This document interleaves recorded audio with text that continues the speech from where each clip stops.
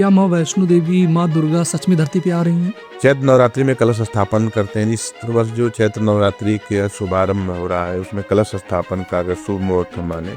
क्या ये सच है कि नवरात्र पे मानी गई मनोकामना जरूर पूर्ण होती है? पंडित जी, क्या माँ देवी सपनों में दर्शन देती हैं? अगर देती हैं तो उसके क्या संकेत होते हैं? एक सामान्य व्यक्ति को थोड़ा कठिन है। पंडित जी, क्या कोई व्यक्ति अपनी किस्मत बदल सकता है या सब कुछ पहले से ही लिखा होता है? क्या इस नवरात्र में कोई ऐसा मंत्र है जिसे जप करने से तुरंत फल प्राप्त हो सकता है? और ये पाठ जो होता है अति शीघ्र फलदायी होता है। पंडित जी, जानना चाहेंगे क्या देवी कवच जो होता है वो किस प्रकार हमारी रक्षा करता है? भूत प्रेत ग्रह पिशाच निशाचर बैताल वो सबसे रक्षा करता है। अगर किसी भी व्यक्ति की ज़िंदगी खराब चल रही है, लाइफ में प्रॉब्लम्स चल रही हैं या बहुत सारे अटके हुए काम नहीं बन पा रहे हैं, तो इस नवरात्रि में कौन से उपाय करने चाहिए हमें? या देवी सर्वभूतेषु वृत्तिरूपेण संस्थान नमस्तस्यै नमस्तस्यै नमस्तस्यै नमो नमः। इस मंत्र का जप करे हो। सर, क्या तंत्र मंत्र जो होता है वो सच में काम करता है या सिर्फ लोगों का एक भ्रम बना हुआ है? नहीं, तंत्र होता है विज्ञान। कि माँ देवी को कौन सा भोग लगाएं? आप भी सुने होंगे नवरात्र में लौंग, कपूर और नींबू की एक अलग मान्यता है। देवी माँ काली माँ के लिए की अलग मान्यता है, तो ये कैसे काम करता है? नींबू जो होता है एक बलि होती है। बलि। पंडित जी, जानना चाहेंगे कि माँ देवी को कौन से पुष्प ज्यादा प्रिय होते हैं? ओम श्रीम ह्रीम श्रीम कमले कमलालय प्रसिद्ध श्रीम ह्रीम श्रीम ओम महालक्ष्मी नमः। इस मंत्र को आप दिखा दीजिएगा डेस्कटॉप पे ताकि लोगों को स्पष्ट रूप से मालूम हो जाए। ये अगर इस मंत्र का कमलगट्टे की माला से कोई व्यक्ति नवरात्रि भर केवल 9 दिन कम से कम 11 माला जप कर ले तो उसके घर की आर्थिक स्थिति अपना बैंक बैलेंस चेक करवा के रख ले और अगले साल चैत्र नवरात्र से पहले उसका दोबारा स्टेटमेंट निकाल के देख लेगा माता की प्रति। में भक्तवत्सल्या लोक माता शिवा संध्या श्री पूजन तत्परा धनाध्यक्षा धनेशी च धर्मदा धंधा धना जन धर हरि देवी शुंभा सुंदरी राज राजेश्वरी देवी महिषासुरमर्दिनी मधुकैटभंत्री जगत बीज बिना। नमस्कार दोस्तों, स्वागत है आपका हमारे इस खास पॉडकास्ट में। आज पूरा विश्व एक महान संकट से जूझ रहा है जहाँ पे विश्व युद्ध जैसे सिचुएशन बन रहे हैं और इसी बीच चैत्र नवरात्रि माँ देवी की उपासना का दिन और हमारे सबके मन में बहुत सा सवाल जिसके जवाब के लिए आज हमारे साथ पंडित पुनीत दुबे जी हैं। उनसे जानते हैं कि ग्रहों की स्थिति क्या रहेगी और इस चैत्र नवरात्र ऐसा कौन सा उपाय करें कि हमारे जीवन में सुख शांति बनी रहे और जिन चीज़ों की कमियां हम देख रहे हैं आज विश्व युद्ध में उससे भी जुड़े हुए बहुत सारे सवाल होंगे। तो स्वागत सर हमारे इस खास पॉडकास्ट। जय श्री राम। जय श्री राम। जय मां पीताम्बरा। कैसे हैं आप? एकदम अच्छा हूँ। सबसे पहले गुरुजी जानेंगे कि आज आप देख रहे हैं विश्व में इतनी सारी सिचुएशंस बन रही है, अमेरिका ईरान का युद्ध हो रहा है और इसी बीच माँ देवी की उपासना का दिन भी आ रहा है जी। क्या मानते हैं आप? सबसे पहले मैं आपको बताना चाहूँगा कि जो ये चैत्र नवरात्र का शुभारंभ हो रहा है, चैत्र मास के शुक्ल पक्ष की प्रतिपदा तिथि को चैत्र नवरात्र का शुभारंभ होता है। ये गुरुवार के दिन पड़ रही है 19 तारीख को और माता का आगमन कहते हैं जिस दिन शुरू होता है उसके अनुसार आगमन का वाहन निर्धारित होता है। तो इस बार माता पालकी पे आ रही हैं हमारे आपके यहाँ आशीर्वाद स्वरूप प्रदान करने के लिए। और जो हम लोग हिंदू नववर्ष भी मनाते हैं, हिंदू नववर्ष जो होता है चैत्र शुक्ल प्रतिपदा के दिन ही मनाया जाता है और इसके पीछे बहुत से गूढ़ रहस्य हैं। भगवान ब्रह्मा ने आज के ही दिन मतलब चैत्र शुक्ल प्रतिपदा के दिन इस सृष्टि का निर्माण किया था और हमारा विक्रम संवत की शुरुआत भी आज ही के दिन होती है, चैत्र शुक्ल प्रतिपदा के दिन। पंचांग जो हमारा है चैत्र शुक्ल प्रतिपदा से ही शुरुआत होती है वर्ष की और ये नई ऊर्जा का आगमन का दिन होता है, नई ऊर्जा का आगमन संचार का दिन होता है। पंडित जी, जानना चाहेंगे कि इस नववर्ष क्या माँ वैष्णो देवी माँ दुर्गा सच में धरती पे आ रही हैं? देखिए, इस ही नववर्ष नहीं, हर नववर्ष जब भी नवरात्रि होती है, जब भी कोई भक्त अपने श्रद्धा से, भक्ति से माँ को बुलाना चाहेगा तो माँ उसको सहायता करने के लिए धरती पे जरूर आती हैं और आकर के आशीर्वाद स्वरूप प्रदान करती हैं और उसमें अपने भक्त का सहयोग करती हैं, हेल्प करती हैं। जब 4 नवरात्रियाँ मनाई जाती हैं, 2 गुप्त नवरात्रि होती हैं और 2 नवरात्रि ये हम लोग मनाते हैं चैत्र में साथ ही। तो जो चैत्र नवरात्रि है ये हम लोगों का रामनवमी भी इसी में आती है और चैत्र नवरात्रि में कलश स्थापन करते हैं। इस वर्ष जो चैत्र नवरात्रि के शुभारंभ हो रहा है उसमें कलश स्थापन का अगर शुभ मुहूर्त माने 19 तारीख को नवरात्रि का कलश स्थापन किया जाएगा, 19 मार्च को। और सुबह में 6:10 से 8:20 सबसे उत्तम मुहूर्त है। इसमें हम कलश स्थापन करेंगे, घट स्थापन करेंगे, माता की पूजा करेंगे। इससे घर में सुख समृद्धि की कामना होती है, पूरी होती है, माता का आगमन होता है, नई ऊर्जा का संचार होता है, आर्थिक स्थिति आपके घर की सही होती है, रोग दोष का निवारण होता है, घर में शुभ संकेत होता है, माता का आगमन होता है, घर में सभी लोग खुशहाली रहते हैं। क्या ये सच है कि नवरात्र पे मानी गई मनोकामना जरूर पूर्ण होती है? देखिए, मनोकामना नवरात्र में एक पूरी होने का मतलब एक मनोकामना हम आप कुछ भी मांग सकते हैं, लेकिन माता को वही देंगी जो आपके लिए उत्तम होगा। आप किसी गलत नियत से अगर मनोकामना मांगेंगे तो पूरी नहीं होगी। मनोकामना की नियति आपकी जो है, सोच है जो पॉजिटिव होनी चाहिए, सकारात्मक होनी चाहिए, किसी का कल्याणकारी उद्देश्य से होना चाहिए कि और एक संभव उसका हो कि ये हो सकता है, जैसे एक वही पूरी होती है और 100% पूरी होती है, इसमें कोई संदेह नहीं। माता अपने बच्चे का हर एक चीज़ पूरा करने की हर 100% कोशिश करती है, इसलिए माता ही सबसे जागृत शक्ति है नवरात्रि में, सबसे पावरफुल। जो मांगेंगे वो मिलेगा। पंडित जी, क्या माँ देवी सपनों में दर्शन देती हैं? अगर देती हैं तो उसके क्या संकेत होते हैं? माँ सपनों में दर्शन अपने उस अनन्य भक्तों को देती हैं जो भक्ति में पूर्ण रूप से लीन हो गया, जो माँ को समर्पित हो गया। एक सामान्य व्यक्ति को थोड़ा कठिन है, इतना आसान नहीं है ईश्वर से मिलन होना, लेकिन कलयुग में फिर भी आसान है। पंडित जी, इसके संकेत क्या होते हैं?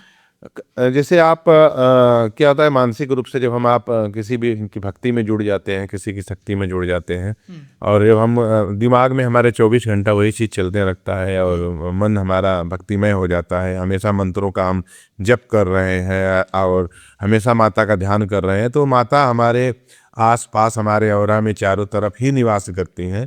तो जब हम सोते हैं तो जो हमारा अचेतन माइंड होता है, जो सोते हैं, जब दिमाग हमारा शून्य में होता है, उस समय माता है अपना स्वरूप सपना के स्वरूप में, किसी बच्ची के स्वरूप में, किसी न किसी मंदिर के स्वरूप में कुछ न कुछ एक अच्छा पॉजिटिव। कभी कभी कि बहुत से लोगों का ऐसा अनुभव हुआ है कि बहुत ही सुंदर गाय के स्वरूप में भी दर्शन दिया है माता ने। कभी कभी किसी मूर्ति में ऐसे लोगों को ऐसा दर्शन मिला है कि मूर्ति बात करना चाह रही है। कभी कभी कुछ लोग ऐसा भी आभास हुआ है कि मूर्ति से फूल मिला है, बिल्कुल गिरते हुए मिलता है कि आशीर्वाद स्वरूप माई को ने फूल भेंट किया है अपने भक्त को। कभी कभी ऐसा होता है कि प्रसाद स्वरूप मिल जाता है, कभी कभी कोई ऐसी कन्या मिल जाती है जो माता के स्वरूप में आती हैं और कुछ ना कुछ भेंट करके चली जाती हैं। इस तरह के सभी लोगों के भक्तों के अलग अलग अनुभव हैं और कोई ज़रूरी नहीं है कि यही अनुभव आपके साथ है या हमारे साथ शेयर हो। माता को जिस रूप में आप प्रसन्न होगा उस रूप में आपको दर्शन दे सकती हैं, आपको आशीर्वाद स्वरूप प्रदान कर सकती हैं। पंडित जी, क्या कोई व्यक्ति अपनी किस्मत बदल सकता है या सब कुछ पहले से ही लिखा होता है? देखिए, ऐसा है कि किस्मत कर्म से बदली जा सकती है। भाग्य में जो लिखा है वो तो होगा, लेकिन कर्म करके हम उसको थोड़ा परिवर्तन कर सकते हैं। कर्म से परिवर्तन का उद्देश्य ये है कि आप बहुत से आपको ग्रंथों में पढ़े होंगे ऐसे लोगों को, जैसे मार्कंडेय महाराज के बारे में आप सुने होंगे। उन्होंने अपने पूजा से, कर्म से अमरत्व का वरदान प्राप्त किया है।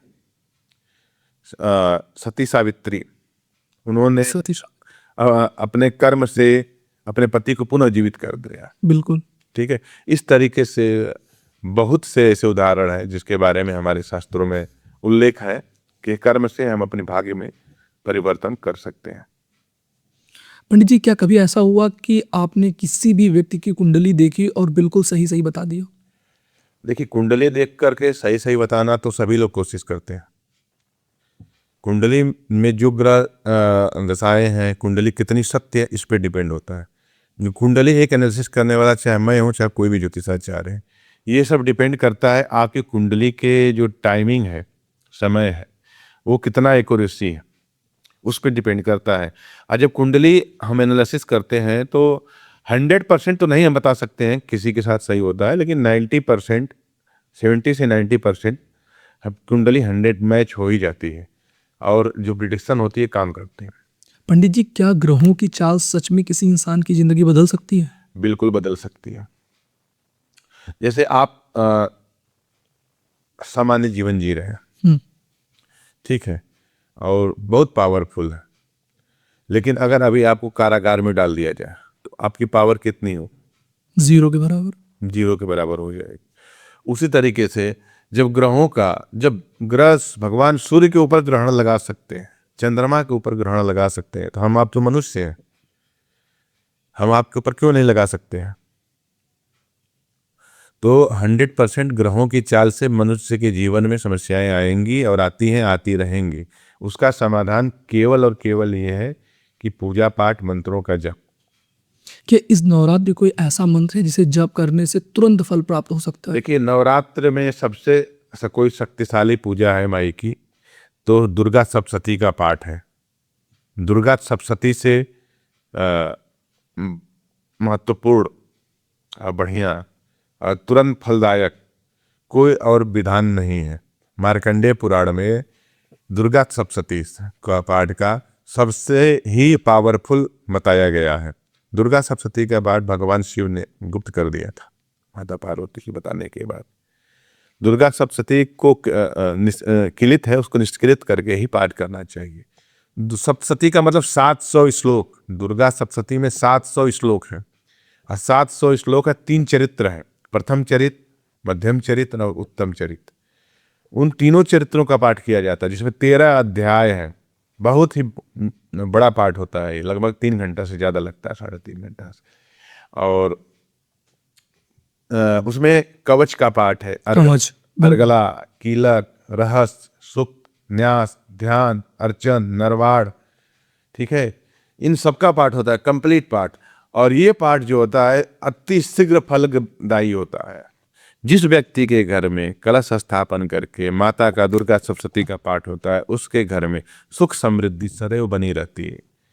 रोग दोष ग्रह पीड़ा, समस्त पीड़ाओं का नाश हो सकता है। पंडित जी, बहुत से लोगों के पास टाइम नहीं होता है कि दुर्गा सप्तशती का पाठ कर पाए। बहुत से लोग ऑफिस भी जाते हैं, बहुत सारे काम होते हैं, लेकिन उस बीच क्या कोई ऐसा मंत्र नहीं है जिससे हम तुरंत फल प्राप्त कर सकते हैं? देखिए, दुर्गा सप्तशती में है बहुत सी चीज़ें ऐसी हैं कि कहीं ना कहीं हर चीज़ों का छोटा शार्ट स्वरूप दिया गया है। जब से जैसे दुर्गा जी का बीज मंत्र का जप है, दुर्गा जी, अगर यदि आपके पास चीज़ें प्रॉब्लम है, समय नहीं है, तो दुर्गा जी के बीज मंत्र का जप कर लीजिए, उससे भी आपको फल प्राप्त होगा। दुर्गा चालीसा का पाठ कर लीजिए, ठीक है, उससे फल प्राप्त होगा। अगर आप तंत्र में विश्वास करते हैं तो माँ बगलामुखी का अष्टोत्तर शतनाम का पाठ कर लीजिए, सबसे पावरफुल, वो भी बहुत ज़्यादा फलदायी होता है, ठीक है। इस तरीके से दुर्गा सप्तशती में एक सिद्ध कुंजिका स्तोत्र समस्त दुर्गा सप्तशती का वो मूल्यांकन है। समस्त दुर्गा सप्तशती का जो सार है वो सिद्ध कुंजिका स्तोत्र में है। केवल कुंजिका स्तोत्र का पाठ कर लेने से समस्त दुर्गा सप्तशती का फल की प्राप्ति हो जाती है। पंडित जी, जानना चाहेंगे क्या देवी कवच जो होता है वो किस प्रकार हमारी रक्षा करता है? देवी का कवच समस्त दिशाओं में, हर तरफ से, जितनी दिशाएं हमारी हैं, हर तरफ से भूत प्रेत ग्रह पिशाच निशाचर बैताल वो सबसे रक्षा करता है। हाकिनी डाकिनी साकिनी ग्रह भूत पिशाच जितने भी चीजें नेगेटिव एनर्जियां हैं, क्रूर राजा से, जंगल में जानवर से, पशु से, बीमारी से, किसी भी चीजों से, हर चीजों से रक्षा करने वाला कवच का पाठ हो। कवच के पाठ का तो विधान ये है कि बिना कवच के पाठ के आपको कहीं जाना ही नहीं चाहिए। कवच का पाठ करके ही आप निकलिए। कैसे करना चाहिए कवच का पाठ? सही तरीका क्या है? स्नान करिए, सुबह में स्नान करके माता के सामने स्वच्छ वस्त्र पहन के बैठिए और इसके बाद अपना पवित्री करिए आचमन करिए। इसके बाद कवच का पाठ करिए, माता के सामने दीपक जला करके कवच का पाठ करके तिलक लगाइए, अपने काम पे जाइए प्रसाद ग्रहण करके। कवच का पाठ करने में मैक्सिमम भी 15 मिनट लगेगा आपको। अगर किसी भी व्यक्ति की ज़िंदगी ख़राब चल रही है, लाइफ में प्रॉब्लम्स चल रही हैं या बहुत सारे अटके हुए काम नहीं बन पा रहे हैं, तो इस नवरात्रि में कौन से उपाय करने चाहिए उन्हें? इस नवरात्र में अगर किसी का इस तरह की समस्या है, जीवन में बहुत समस्या गिर गई है, कोई काम नहीं बन रहा है, तो एक मंत्र होता है नवरात्र में होता है कि या देवी सर्वभूतेषु वृत्ति रूपेण संस्थान नमस्तस्यै नमस्तस्यै नमस्तस्यै नमो नमः। इस मंत्र का जप करे हो और कम से कम 11 माला प्रतिदिन करना स्टार्ट करें। इससे उनके बने हुए बिगड़े हुए काम जितने भी हैं वो बनने लगेंगे और जीवन में सकारात्मक परिणाम आना चालू हो जाएगा। सर, क्या तंत्र मंत्र जो होता है वो सच में काम करता है या सिर्फ लोगों का एक भ्रम बना हुआ है? नहीं, तंत्र और मंत्र दोनों अलग अलग चीजें हैं। तंत्र होता है विज्ञान, ठीक है। तंत्र शब्द है, उसको विज्ञान को आप संदेह करेंगे, शाब्दिक अर्थ में जाएंगे तो तंत्र का मतलब तो विज्ञान से होता है। और मंत्र जो है वो हमारा उसको एक्टिवेट करने का साधन है। जैसे मंत्र एक विधि है, ठीक है। जो हमारे शास्त्रों में मंत्र है, उसी मंत्र से हमको कुछ क्या प्राप्त करना है, वो तरीका कि इस मंत्र का जप करके हमको ये चीज़ प्राप्त की जा सकती है। इसी तरीके उसी को हम लोग भ्रम फैलाया गया है कि तंत्र मंत्र खराब, ऐसा कुछ नहीं है। किसी भी चीज़ को करने का जो सही तरीका है वही तंत्र और मंत्र है। जैसे माता की पूजा करनी है, तो ये दुर्गा सप्तशती जो भी मैंने आपसे चर्चा की थी, बहुत बड़ी तांत्रिक पूजा है, बहुत पावरफुल। उसका मैंने बताया है कि उसका पाठ कैसे करना चाहिए, कवच का पाठ, अर्गला, कीलक, रहस्य, सुख, ध्यान, न्यास, अर्चन। इसके बाद तो सप्तशती का पाठ स्टार्ट होगा, किलित निष्किलित करके नरवाड़ मंत्र करके करेंगे, तब डायरेक्ट नहीं कर सकते हैं आप। सप्तशती पाठ करने के बाद क्या करना चाहिए? सप्तशती पाठ करने के बाद शांति पाठ होता है। सप्तशती पाठ करने के बाद शांति पाठ होता है। इसके बाद जो भी 2 माला का जप होता है, ठीक है, बीज मंत्र का माई के। इसके बाद हम जाते हैं आरती के उस पे, क्षमा प्रार्थना पे। पंडित जी, आपने बात किया आरती की, तो यहाँ से हमारा एक प्रश्न बनता है कि माँ देवी को कौन सा भोग लगाएं? बहुत बढ़िया चीज़ आपने क्वेश्चन पूछा है। माता का भोग के लिए, माता के भोग के लिए हम नवरात्रि में 9 दिन अलग अलग भोग के भी प्रावधान है। मैं आपको दूंगा, आप वीडियो में डाल दीजिए, लोगों को जानकारी हो। 9 दिन अलग अलग प्रकार का भोग है, जो 9 स्वरूप हैं, सबको क्या क्या पसंद है माता को। और विशेष रूप से माता को खीर का, मिश्री का, केले का भोग, लाल पुष्प, गुड़हल जिसको बोलते हैं, गुड़हल का पुष्प, ये सब चीज़ें बहुत पसंद है। तंत्र पूजा में, माता की पूजा में गुड़हल का फूल का बहुत महत्व है। अगर वही आप बंगलामुखी की पूजा करते हैं, माँ बंगलामुखी की, माँ पीताम्बरा की, तो वहाँ पीली सरसों, पीला फल, पीला मीठा, इसका भोग लगा के माता को प्रसन्न किया जा सकता है। पंडित जी, एक सवाल मेरा बनता है कि माँ देवी की श्रृंगार कैसे किया जाए? श्रृंगार करने का सही तरीका क्या होता है? माता का श्रृंगार जो है संध्या में किया जाता है। निशा पूजा में जब करते हैं तब माता का श्रृंगार करते हैं, घर की महिलाएं करती हैं माता का श्रृंगार। श्रृंगार के जो भी सामग्री हैं उसको माता को अर्पण करते हैं। गुलाब का इत्र अर्पण करते हैं और माता को सिंदूर नहीं चढ़ाते हैं, रोली चढ़ाते हैं। और बाकी जो भी श्रृंगार का सामान है, चूड़ी हुई, अन्य जो भी सामान होता है, कपड़ा हुआ, ये माता को अर्पण करते हैं। अगर आप सक्षम है तो स्वर्ण आभूषण भी चढ़ा सकते हैं, माता को बहुत पसंद है। पंडित जी, जब हम आपसे पॉडकास्ट के लिए आ रहे थे, हमारी टीम ने कुछ सवाल दिया आपसे पूछने के लिए, जिसमें से पहला ये था कि आज आप भी सुने होंगे, नवरात्र में लौंग, कपूर और नींबू की एक अलग मान्यता है, देवी माँ, काली माँ के लिए की अलग मान्यता है, तो ये कैसे काम करता है? देखिए, कपूर, लौंग जो है ये नेगेटिविटी का नाश करता है। नेगेटिविटी का, जहाँ पे हम कपूर और लौंग को प्रज्वलित करेंगे, जलाएंगे, वहाँ से नेगेटिविटी खत्म होती है उस स्थान से। तो जहाँ पे माता को स्थान होता है, वहाँ से हमको सबसे पहले नकारात्मक ऊर्जाओं को हटाना होता है। हर जगह पे कुछ ना कुछ नेगेटिव ऊर्जा होती है। जब माई का आगमन होता है, पूजा पाठ हम करते हैं, तो वहाँ झाड़ू लगाते हैं, पोछा लगाते हैं, गाय के गोबर से लिपते हैं, वहाँ बढ़िया चौका बनाते हैं, रोली, सिंदूर, अबीर, गुलाल ये सब चढ़ाते हैं, सुगंधित द्रव्य चढ़ाते हैं, उसी तरीके से हम कपूर जलाते हैं, आरती करते हैं माता का सिंह, वो एक पूजा का विधान है, उसे निगेटिविटी खत्म करने। नींबू जो होता है एक बलि होती है, नींबू बलि। बलि, चढ़ावा, प्रसाद, नींबू प्रसाद के रूप में चढ़ाया जाता है, खटा जाता है, स्वीकार दिया जाता है कि माता ग्रहण कराया जाता है फल स्वरूप। जैसे हम कोई प्रसाद देते हैं, फल देते हैं, उसका नींबू भी एक फल है, प्रसाद है, माता को पसंद है।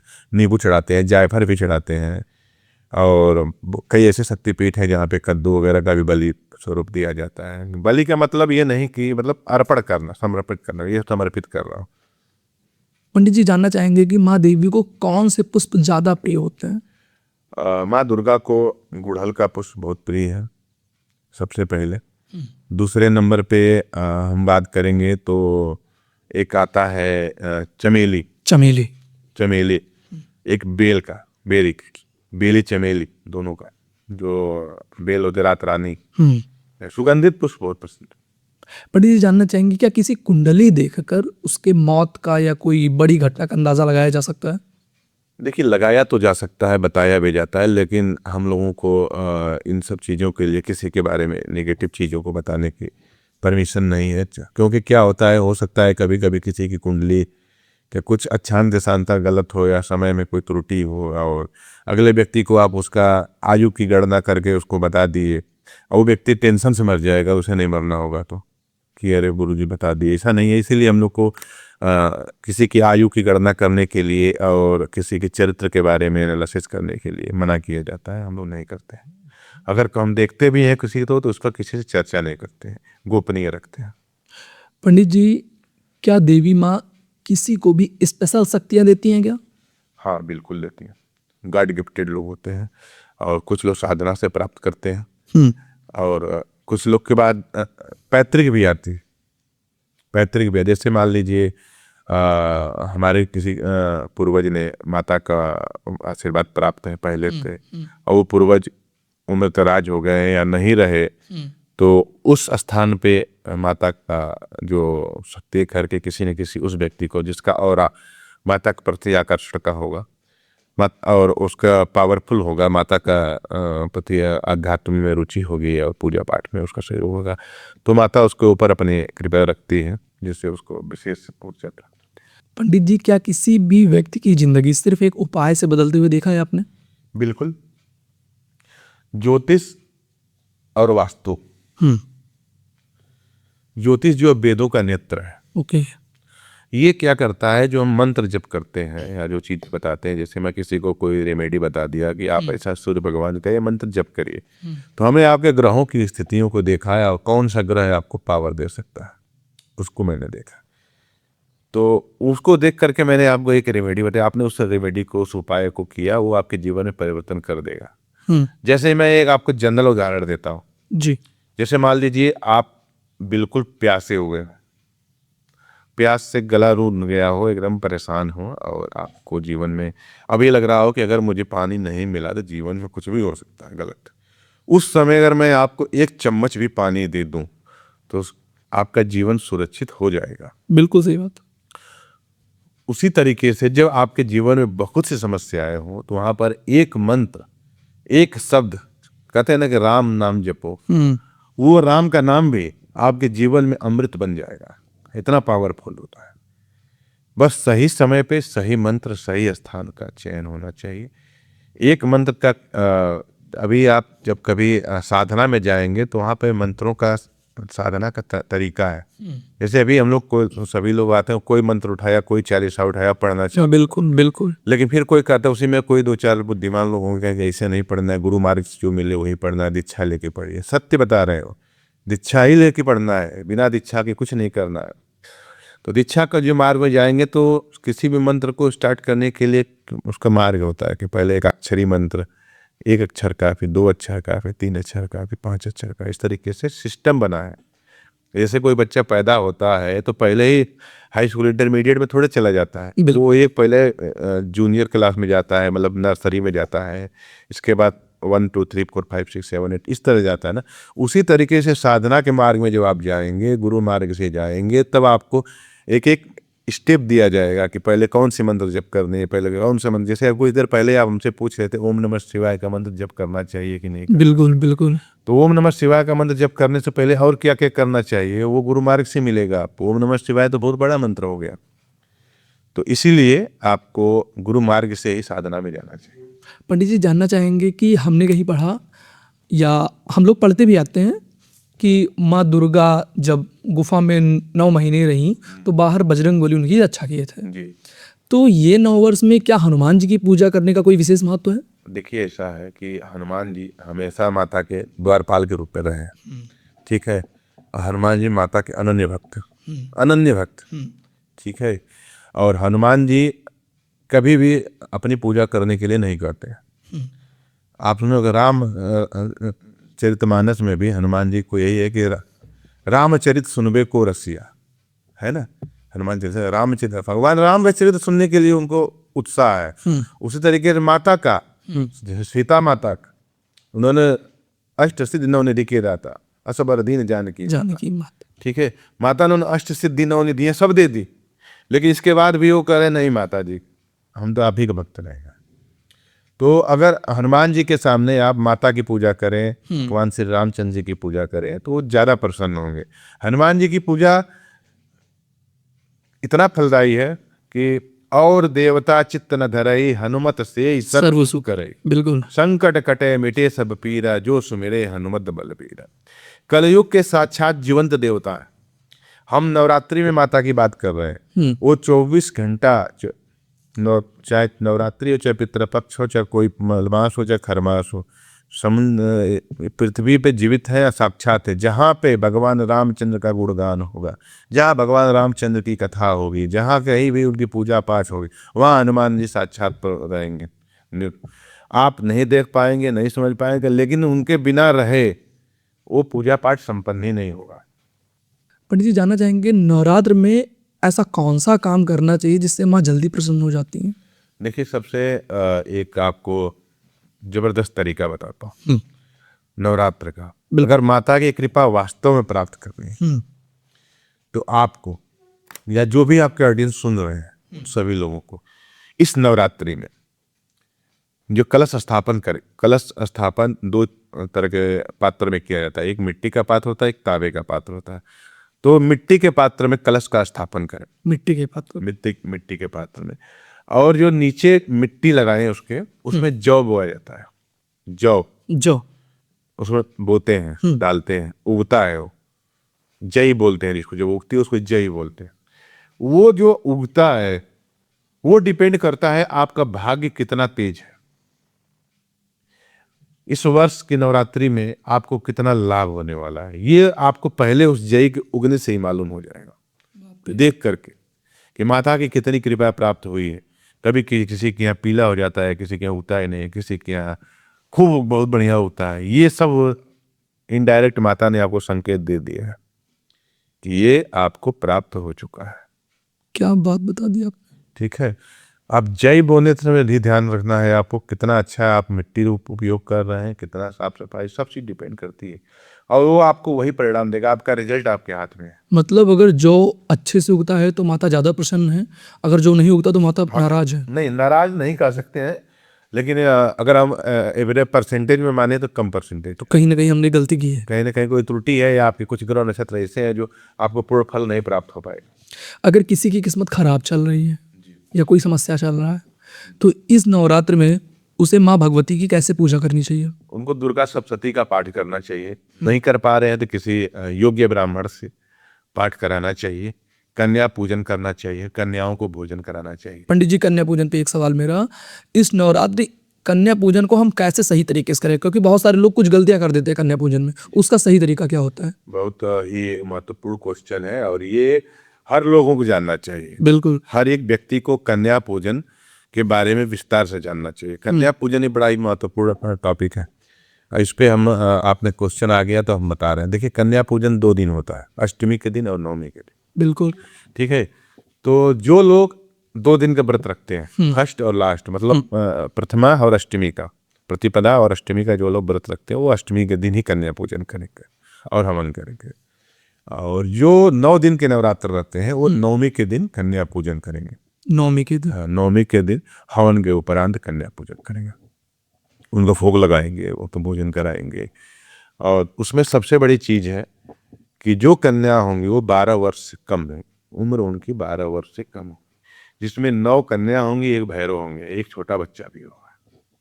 पंडित जी, हमने देखा कि शहर में जब कन्या पूजन होता है तो बहुत बार ऐसा देखा जाता है कि कन्याएं मिल नहीं पाती हैं, तो 9 कन्या होना जरूरी है? देखिए, मुख्य रूप से 9 ही है विधान। अगर 9 नहीं होती है तो 7-5 का भी किया जाता है। लोकाचार में प्रस्तुत है कि 7 या 5 कन्या भी हैं। नहीं होती है तो कभी कभी ऐसा भी होता है, बहुत लोग भेजना भी नहीं चाहते हैं। नवरात्रि में मन में कुछ ना कुछ भ्रम की स्थितियां बनी होती हैं कि मैं अपने बेटी को क्यों किसी घर भेजूं। बिल्कुल। तो ऐसी स्थिति में एक कन्या का भी अगर है मिल जाती है तो वो भी बहुत सौभाग्य की ही बात है। अगर वो भी नहीं मिल रही है तो किसी मंदिर में, माता के मंदिर में जाकर के आप कन्या पूजन के नाम पे जो भी आपकी यथाशक्ति है दान कर सकते हैं। पंडित जी, कन्या पूजन में कितनी उम्र की लड़कियों की जरूरत होती है? 12 वर्ष से कम। 12 वर्ष से कम। 12 वर्ष से कम उम्र की लड़कियां अगर मिल जाए आपको, अगर 8 साल तक की मिल जाए तो और अच्छी बात है। पंडित जी, घर में लगातार किसी की समस्या आ रही है, कोई कर्ज से जूझ रहा है तो कोई किसी भी परेशानी से परेशान है, तो इस 9 वर्ष उसके लिए कुछ स्पेशल है? इस 9 वर्ष में अगर कोई कर्ज से आपके जूझ रहा है, फाइनेंशियल स्थिति खराब है, उसके लिए आपको एक माता लक्ष्मी का नवरात्रि के में एक महामंत्र बता रहे हैं। ओम श्रीम ह्रीम श्रीम कमले कमलालय प्रसिद्ध प्रसिद्ध श्रीम ह्रीम श्रीम ओम महालक्ष्मी नमः। इस मंत्र को आप दिखा दीजिएगा डेस्कटॉप पे, ताकि लोगों को स्पष्ट रूप से मालूम हो जाए। ये अगर इस मंत्र का कमलगट्टे की माला से कोई व्यक्ति नवरात्रि भर केवल 9 दिन कम से कम 11 माला जप कर लिया तो उसके घर की आर्थिक स्थिति, अपना बैंक बैलेंस चेक करवा के रख ले और अगले साल चैत्र नवरात्र से पहले उसका दोबारा स्टेटमेंट निकाल के देख लेगा माता की कृपा कैसी होती है। पंडित जी, नवरात्र में माँ दुर्गा का हवन का भी एक अलग महत्व है, तो हम सही तरीके से हवन कैसे करा सकते हैं? और अगर पंडित जी नहीं उपलब्ध है हवन, क्योंकि नवरात्रि में नवमी के दिन सभी के घर में पंडित जी जाते हैं हवन कराने, लेकिन अगर किसी भी सिचुएशन में पंडित जी नहीं उपलब्ध हैं तो हम हवन का खुद से कर सकते हैं? बिल्कुल कर सकते हैं। देखिए, अगर आप पूजा खुद कर रहे हैं, चीज़ें कर रहे हैं, तो विधान अपना स्वयं भी हवन आप कर सकते हैं। हवन करने के लिए आपको हवन सामग्री बहुत सी उपलब्ध है। आम की लकड़ी चाहिए, घी चाहिए, और ना आपको माता का बीज मंत्र, उससे आप हवन कर सकते हैं। हवन करके आप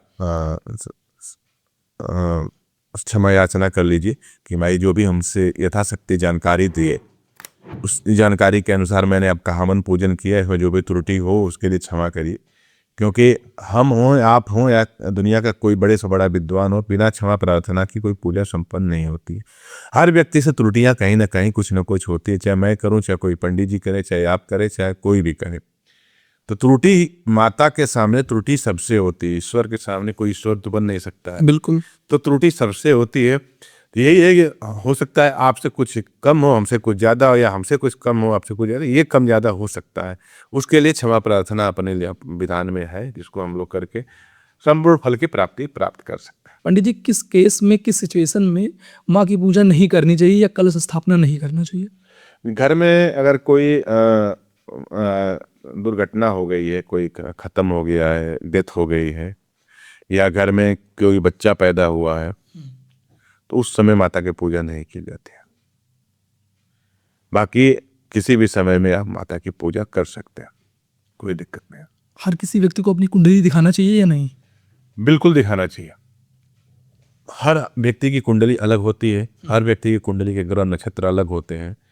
जैसे हर व्यक्ति को भोजन की जरूरत है, हर व्यक्ति को सोने की जरूरत है, हर व्यक्ति को चलने की जरूरत है, तो उसी तरह के हर व्यक्ति को अपने बारे में, अपने चीज़ों के बारे में, अपने जीवन के बारे में जानना, क्या करना है, क्या नहीं करना है, क्या उसके लिए सही है, क्या उसके लिए गलत है, क्या उसको सूट करेगा, क्या उसको सूट नहीं करेगा, उसके इष्ट देवता कौन है, इष्ट देवी कौन है। जैसे कोई बच्चा पैदा हुआ, अगर उसको आप बताएंगे ही नहीं तुम्हारे पापा कौन है, तुम्हारी माता कौन है, तुम्हारा घर क्या है, तो बच्चा क्या जानेगा, वो तो अनाथ हो गया ना। बिल्कुल सही बात। उसी तरीके से हर व्यक्ति को उसके माता पिता को जिसे हम परिचय देते हैं उसे तो इष्ट देवी इष्ट देवता इनका भी उनको बताना पड़ता है कि आपका ये इष्ट देवी है इष्ट देवता है, आप इनकी पूजा करिए, इससे ज़्यादा लाभ होगा। पंडित जी जानना चाहेंगे कि 2026 चैत्र नवरात्र के बाद भारत में क्या बड़े बदलाव होंगे? देखिए, भारत में अगर चैत्र नवरात्रि की बात होता है तो उथल पुथल का माहौल रहेगा। युद्ध की स्थितियां भारत के साथ भी और गंभीर हो सकती हैं। कोई बड़े राजनेता के साथ कोई बड़ी दुर्घटना हो सकती है। वायु मार्ग की दुर्घटनाएं होने की संभावना, नॉर्थ ईस्ट की दिशा में वायु मार्ग की दुर्घटनाएं होने की काफ़ी संभावनाएं है। प्लस कोई राजनेता, बड़ा राजनेता सत्ता परिवर्तन के भी योग बना रहा है।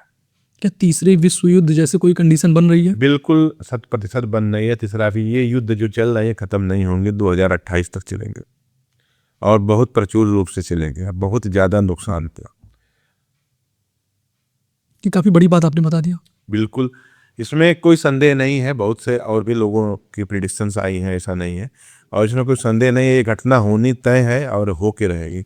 आप खुद भी एनालिसिस कर सकते हैं, जो चीज़ों को देख रहे हैं उन चीज़ों को देख के, जो ग्रहों की स्थितियां हैं, जो ग्रहों का गोचर है इस समय कहीं ना कहीं अनुचित तरीके से हो रहा है। पंडित जी इन सभी चीज़ों को शांत करने के लिए, जैसे विद्युत के जो कंडीशन बन रही है, इन सब चीज़ों को एकदम शांत करने के लिए भारत में इस चैत्र नवरात्रि कैसे उपाय करने चाहिए? देखिए, जब भी हमारे देश में कोई बहुत बड़ा संकट आता है, कोई कुछ भी बड़ा युद्ध हो स्टार्ट होता है, तो एक आपको मैं बहुत जबरदस्त बात बता रहा हूँ, ये आपका ऑडियंस को जाननी चाहिए जी। भारत का कोई बड़े से बड़ा नेता हो, बड़े से बड़ा IAS हो, बड़े से बड़ा पदाधिकारी हो, माँ पीताम्बरा की शरण में सभी लोग शरणागत है। दतिया माँ बंगलामुखी, जब भी युद्ध होता है भारत में, युद्ध की स्थिति होती है, बहुत बड़ी महामारी आ जाती है, कुछ भी आता है, तो माँ पीताम्बरा के यहाँ हवन चलता है। हवन होता है, माँ बंगलामुखी का हवन। माँ बंगलामुखी राजराजेश्वरी देवी माँ बंगलामुखी ही हैं जो इस तरह की बड़ी से बड़ी समस्याओं का समाधान करने में समर्थ है। जब भारत और चीन का युद्ध हो रहा था उस समय भी तत्कालिक प्रधानमंत्री ने वहाँ पर पीताम्बरा पीठ दतिया दिव्य हवन का आयोजन कराया था। वहाँ के समस्त पूज्य ब्राह्मणों ने माता का हवन किया था, संकल्प लेकर के कि ये जो युद्ध चल रहा है उसमें विजय की प्राप्ति करें। भारत पाकिस्तान का कारगिल वाले युद्ध में भी है स्थिति में। जब भी कोई बड़ी से बड़ी समस्या होती है, माँ बंगलामुखी का हवन ही एक ऐसा है जो विश्व स्तरीय वैश्विक बड़ी से बड़ी समस्या का समाधान कर सकता है। कोरोना काल में भी हम लोगों ने यही किया था। अखंड नवरात्रि में, जो भी नवरात्रि में परमानेंट हवन चलता है। हवन ही एक ऐसा साधन है माँ बंगलामुखी का जिससे बड़ी से बड़ी समस्याओं का समाधान प्राप्त किया जाता है। भगवान शंकर, भगवान श्री राम, भगवान श्री विष्णु, भगवान सभी लोग माँ बंगलामुखी की पूजा करते थे। क्या किसी का नाम जानकर उसके भविष्य या उसके किस्मत का पता लगाया जा सकता है? बिल्कुल पता लगाया जा सकता है। आपके इष्ट सिद्ध हैं तो आप किसी के नाम से, आप उसका नाम नहीं भी जाने तो उसकी शक्ल देख कर उसका नाम बता सकते हैं और उसके भविष्य के बारे में बता सकते हैं। पंडित जी अगर ये ईरान, अमेरिका और इजराइल का युद्ध बड़ा चला या विश्व में और कई बड़े युद्ध हुए तो भारत में क्या कोई बड़ी समस्या आ सकती है? देखिए, भारत में समस्या के कारण युद्ध में क्या होगा, भारत में कोई पर्सनल समस्या ऐसी नहीं है, लेकिन जो से हम आयात करते हैं, जो आयात के मार्ग बंद होंगे तो जो उस चीज़ की उत्पत्ति तो हम कर नहीं पाते हैं। बिल्कुल। तो आयात कर रहे जो चीज़ हम खरीद रहे हैं वहाँ हमारे यहाँ सप्लाई नहीं होगी तो कहीं ना कहीं कमी होगी। जब कमी होगी तो कहीं ना कहीं आम पब्लिक को परेशानी होगी। आम पब्लिक को इसके लिए तैयार रहना चाहिए और इन समस्याओं से बचने का उपाय सोचना चाहिए। क्या भारत में इस युद्ध का कोई बड़ा आर्थिक या राजनीतिक प्रभाव पड़ेगा?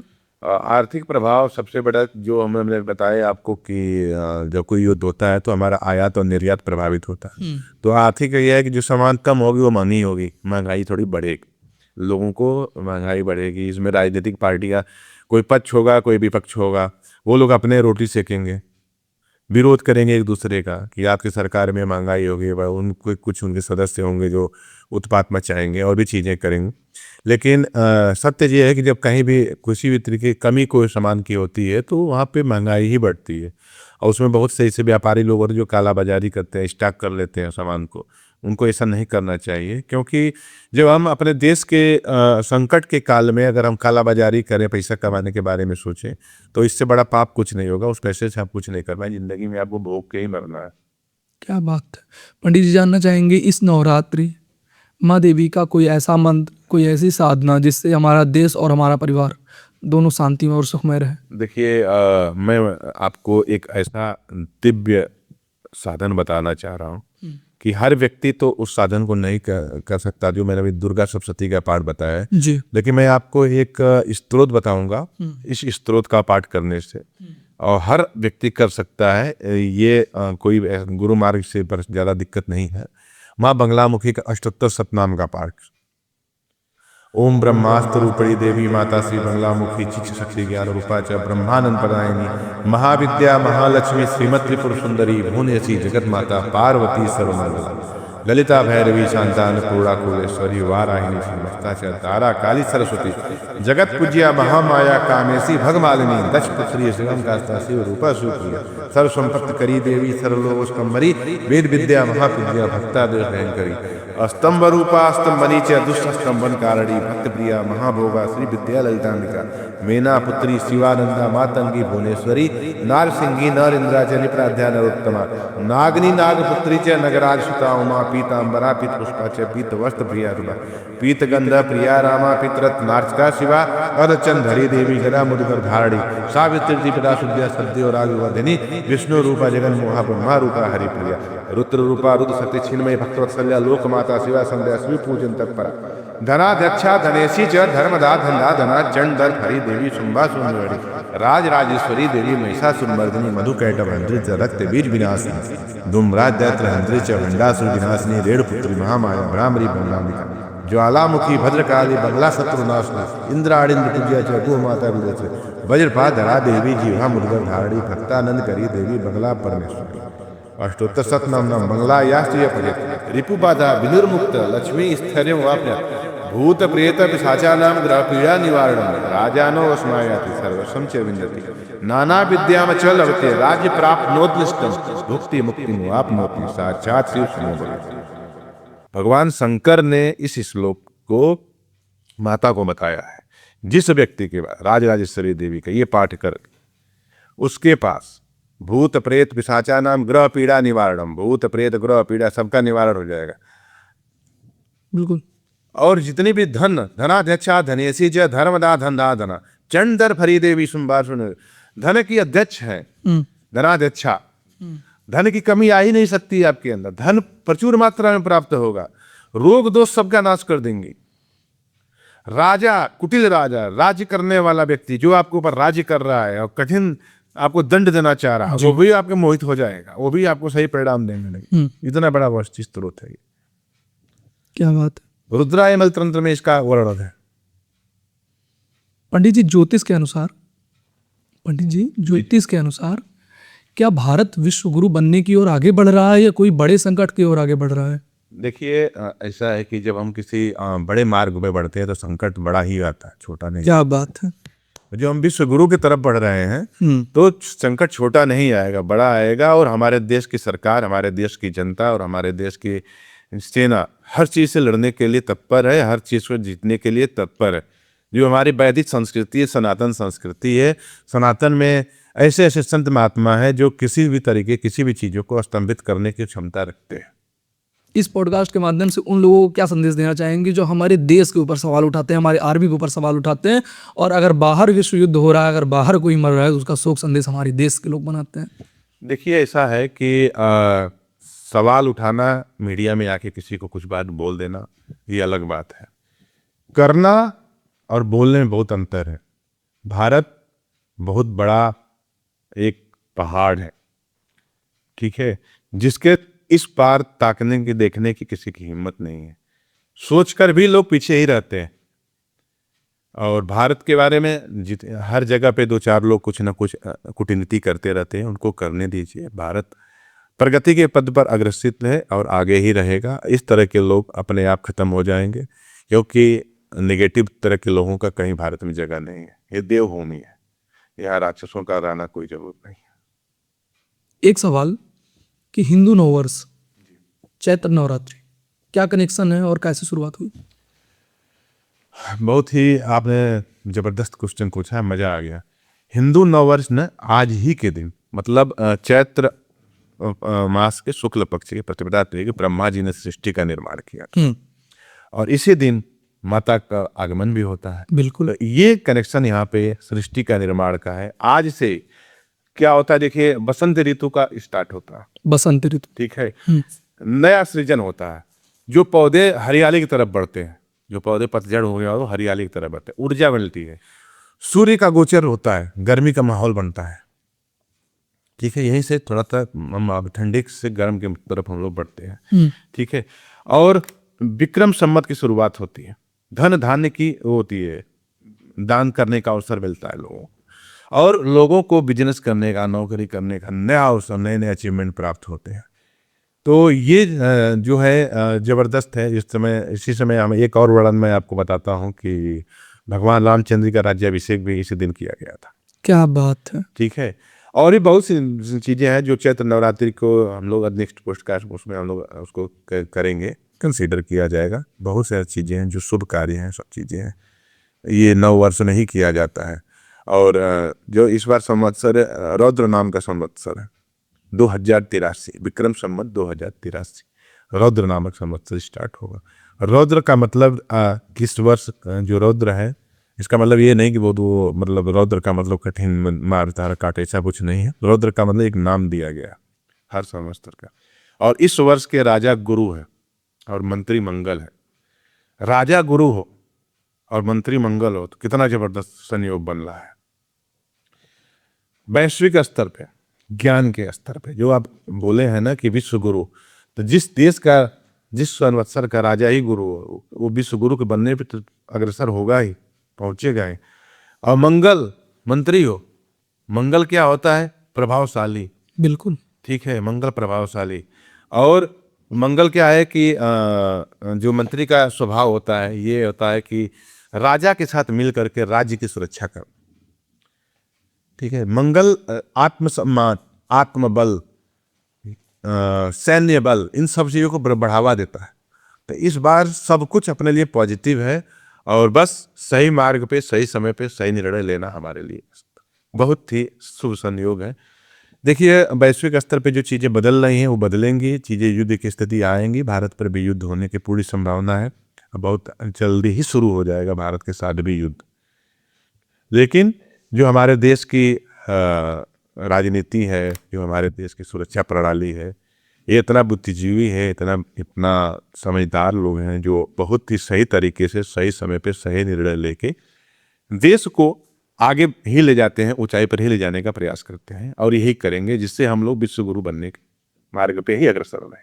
पंडित जी, अगर चैत्र नवरात्रि 2026 को सिर्फ 4 लाइन्स में अगर डिफाइन करना है तो कैसे करेंगे?